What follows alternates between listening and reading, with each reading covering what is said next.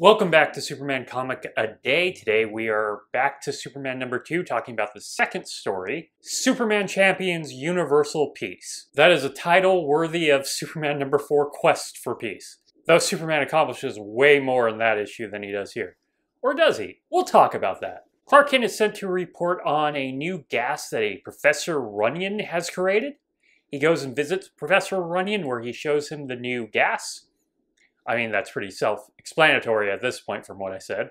This gas is so powerful that no gas mask or any sort of prevention made to protect you from gas can save you. And to prove this, he takes a baby chimpanzee, yeah, you heard me right, a baby chimpanzee, puts the baby chimpanzee under like a glass dome and puts a gas mask on it and releases his gas. His new formula gas, not the other kind of gas. And we watch as a baby chimp dies. To be fair, it's a children's comic book where the baby chimp just kind of goes to sleep. It's not like horrifying, it just looks like the baby chimp goes to sleep. Clark Kent is impressed instead of being horrified over what he just watched. The man just killed an innocent chimpanzee. Damn, the 40s were a different time. The interview gets cut short as 3 apartment racketeers come bursting into the door. That's how they are described. As a very specific type of racketeer. Very odd that they would be after a formula. They make Clark leave. Clark stands around and uses his super hearing, or sensitive hearing as it's referred to at this time, to listen into the conversation. They threaten Runyon that he has about 24 hours to give him the formula or something's going to happen. While on his way back to work, he follows the apartment racketeers to an airplane where they take off. He doesn't decide to follow them anymore. But he goes back to work and has no worries about Dr. Runyon. He has no worries about Professor Runyon, even though it's pretty clear that they're going to kill him in 24 hours, Superman. Come on. You should know this by now. You've been around for like 20 issues. George Taylor has to tell Clark the next day that Professor Runyon has been found dead, which is absolutely shocking to him and to absolutely no one else who knew he was being threatened. So Clark becomes Superman. You know, Superman, bright blue costume, red cape, Superman, and goes to where he saw the plane they were in take off. He ends up catching the plane before it takes off to wherever they were going in the first place. He jumps onto it and rides on the outside for a while. Remember, he cannot fly, so he has to find a way to follow them on an airplane, just on top of the airplane. When he understands that they're going into the war-torn country of Bovaria, it's not a real country, and I'm probably butchering the pronunciation they wanted. But once again, it's not a real country. Superman then breaks into the cockpit, fighting off the different apartment racketeers. The lead racketeer who's piloting the plane decides to just hand the controls over to Superman. Superman takes over, but head racketeer decides to immediately jump out of the plane in a parachute. Superman just lets go of the controls and leaps after him.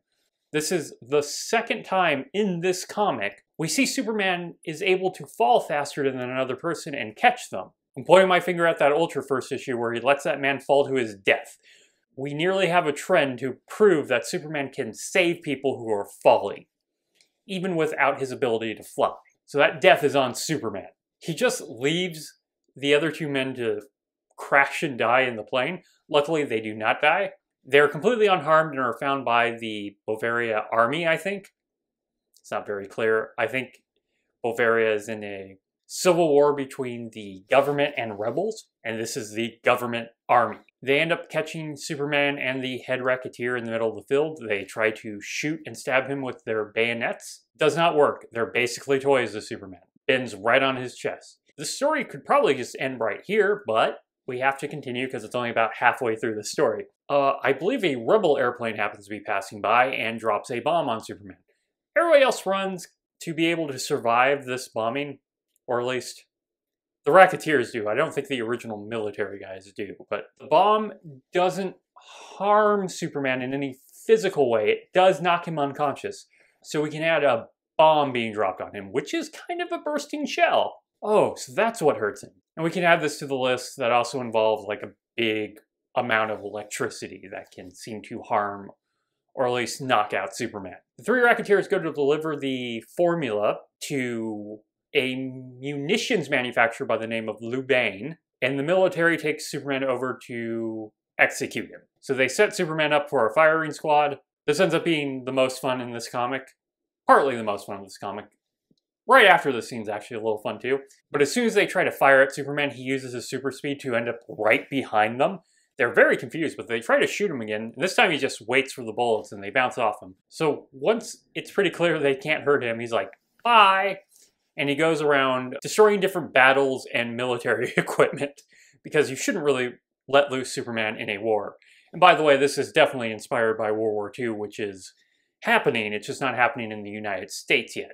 But the fear of the war is going to start penetrating the Superman comics until we are actually in the war and Superman will be in the war. These will probably not be my favorite comics. Superman has no reason to be fighting World War II, and honestly, he can just end World War II.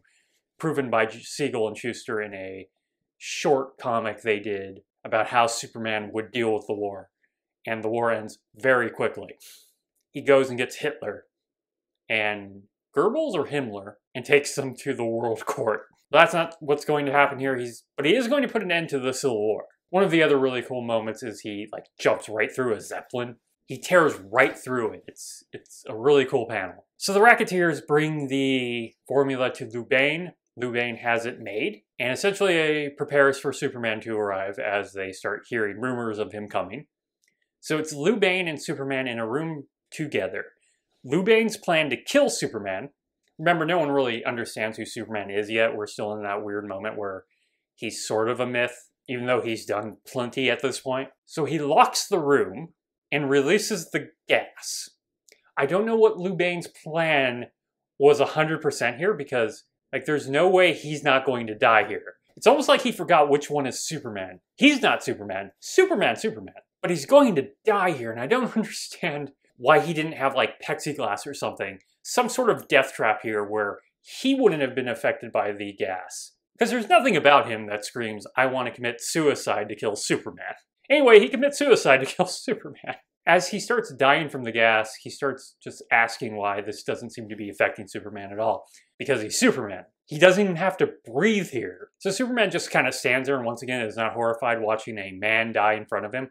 Honestly, a man he could have saved immediately. He could have grabbed him, just broken through the wall. And so he didn't have to die, but Superman's just kind of there waiting for him to die. Almost throwing it in his face. This kind of reminds me of how Batman kills Ra's al Ghul at the end of Batman Begins, which is fine for Batman having the stance of, I'm not going to kill you, but I don't have to save you. Superman's very much a character of I'm going to save you no matter what horrible thing you're going to do. You deserve to be saved, because he believes in redemption. But right now, Golden Age Superman is pretty much well, you get what you deserve. And if you're stupid enough to release gas thinking it's going to kill Superman in the same room you're standing in, you deserve to die. I mean, you deserve a Darwin Award at least. So with Lou Bane dead and the only copy of the formula in Superman's hands, he goes to take care of the Civil War.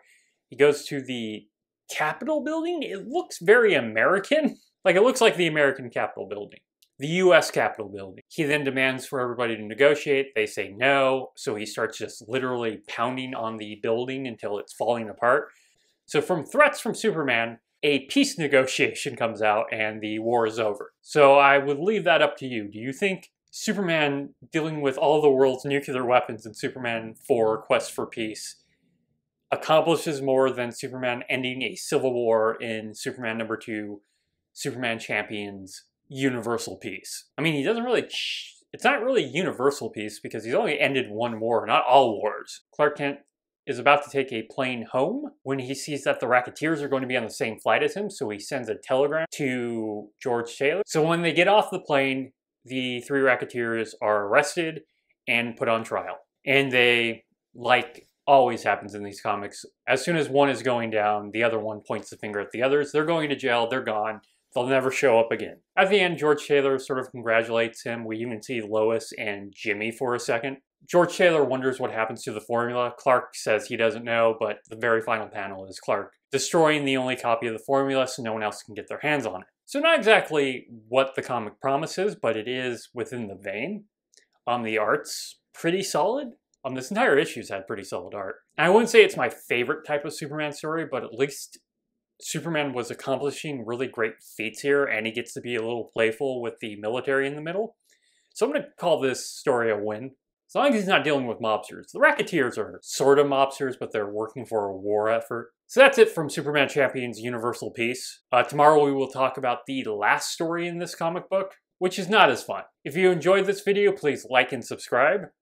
Hit the bell icon to get notifications when a new video goes up. I do this Monday through Friday, and Fridays is Bat Friday, where I tackle Batman comics. And until the next video, just ponder the question, whatever happened to the Man of Tomorrow? Bye!